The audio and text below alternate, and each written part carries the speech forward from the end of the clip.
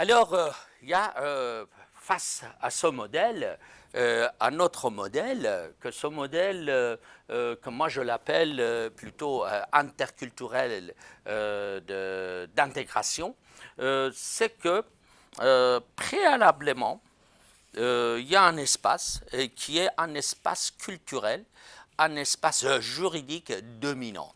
Mais ici, il y a une validité culturelle. Et alors, cette validité culturelle est liée à ce qui est, disons, notre démarche rationnelle pour connaître la vérité. Ça veut dire, dans ce schéma-là, la vérité existe. Il y a une vérité qui existe.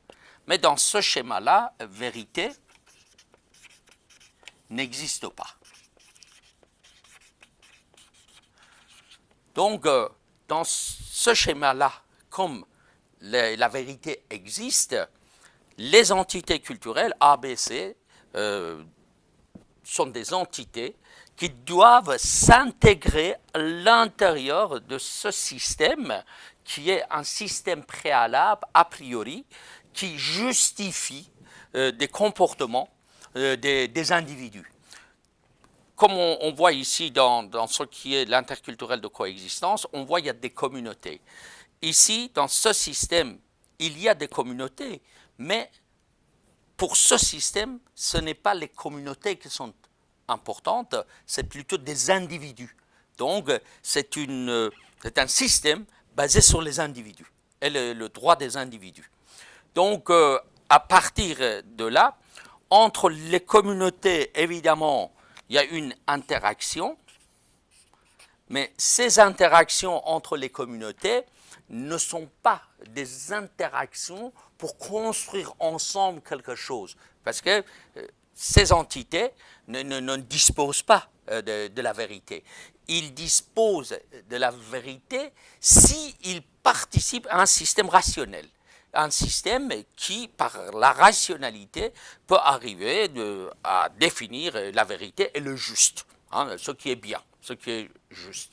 Ce système de l'interculturel d'intégration, évidemment, va plutôt provoquer une assimilation. Ça veut dire, à partir du moment qu'on va s'intégrer à l'intérieur de ce système, c'est comme on va s'assimiler. Mais en même temps, on ne peut pas dire qu'il y a une vraie assimilation, parce que ici, c'est plutôt axé sur les individus et en même temps sur une démarche rationnelle des choses. Dans ce système, qui est un système universaliste, parce qu'il croit qu'il y a des idées universelles, que ces idées universelles existent en tant que telles, la liberté existe comme telle, la justice existe comme telle, qu'on doit atteindre l'homme, l'être humain. Donc, on peut se dire que dans ce système, qui est un système intégrant, on va plutôt vers ce qui est l'universel. Dans ce système, évidemment, l'universel n'existe pas parce qu'on n'est pas dans la vérité. Donc, dans ce système, on va vers la différenciation. Ici, ce qui est important culturellement, ce qu'à la base culturelle de ce système, c'est le mouvement protestant. Ça veut dire le mouvement protestant, à un moment donné, la Bible était considérée comme la vérité, et alors à un moment donné, le mouvement protestant prétend que ce n'est pas l'Église qui doit interpréter la Bible, chaque individu est responsable ou a l'aptitude d'interpréter la Bible. À partir de là, il y a une différenciation, il y a une démocratie d'interprétation de livres saints ou bien de la vérité. Mais dans ce système, ce qui passe, ce que au niveau culturel, c'est plutôt catholique. Ça veut dire, on voit que c'est la pensée catholique qu'à un moment donné, la vérité, c'était la Bible.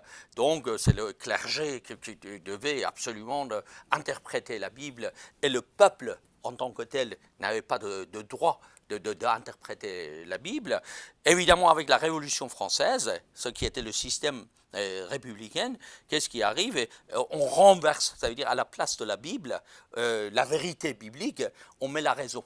C'est la raison que devient un élément vrai, absolu, par lequel nous, on peut aller plus loin et comprendre la vérité et avoir la connaissance. Alors, ces deux systèmes, en Europe, évidemment, étaient tout le temps en conflit, en guerre. Et à un moment donné, voilà, il y a eu, par rapport à ce conflit, deux guerres mondiales. Après la Deuxième Guerre mondiale, les Européens, pour empêcher qu'éventuellement une autre guerre arrive, ils ont essayé de se baser sur un autre postulat pour la gestion de la diversité. Et c'est ainsi qu'ils ont réfléchi, ils ont pensé, ils ont conceptualisé ce qui est l'idée de l'Europe.